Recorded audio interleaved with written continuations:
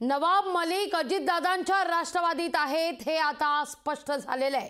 भाजपच्या विरोधाला राष्ट्रवादीनं या दाव्यानंतर केराची टोपली दाखवली आहे का अशी आता जोरदार चर्चा सुरू आहे। कारण नवाब मलिक राष्ट्रवादीतच असल्याचा सूरज चव्हाण, राष्ट्रवादी काँग्रेसचे प्रवक्ते सूरज चव्हाण यांचा दावा आहे। सूरज चव्हाण यांच्या दाव्यानं भाजप एनसीपीतला वाद आता चव्हाट्यावर आलेला आहे। भाजपचा विरोध असताना सुद्धा नवाब मलिक अजित पवारांसोबतच का अशी आता एक चर्चा रंगते।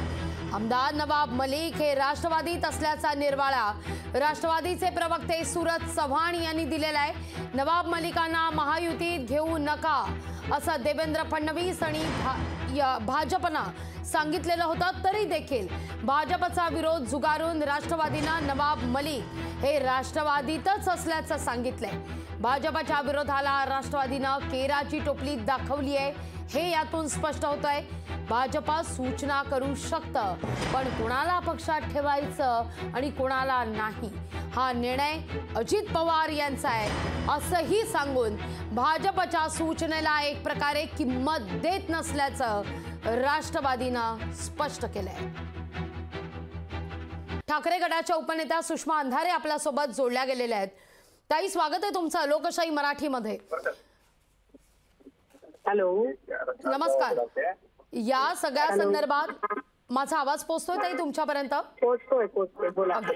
नवाब मलिक हे अजितदादांच्या राष्ट्रवादीत आहेत, आम्हाला आमच्या पक्षात कोणी घ्यायचं कोणाला नाही घ्यायचं हे भाजपनं आम्हाला सांगायचं नाही असं अजित पवार यांच्या राष्ट्रवादी काँग्रेसचे प्रवक्ते सूरज चव्हाण यांनी स्पष्ट केलेलं आहे। कोण प्रवक्ते वगैरे आहेत ते काही मला माहित नाही, मी ओळखत नाही त्यांना, परंतु आणि कुठल्या पक्षाने ठरवावं किंवा नाही ठरवावं हा त्या पक्षाचा वैयक्तिक अधिकार नक्कीच असू शकतो, तोही अमान्य करण्याचं कारण नाही।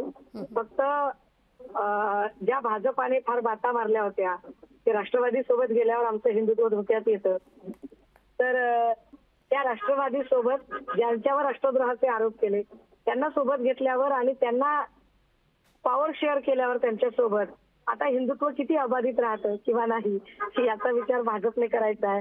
आणि आशिष शेलार सारख्या लोकांनी सुद्धा त्याची उत्तरं दिली पाहिजे। निश्चित धन्यवाद सुषमाताई, आमच्याशी संवाद साधला त्याबद्दल। लोकशाही मराठी ऐका, पहा, जागरूक रहा।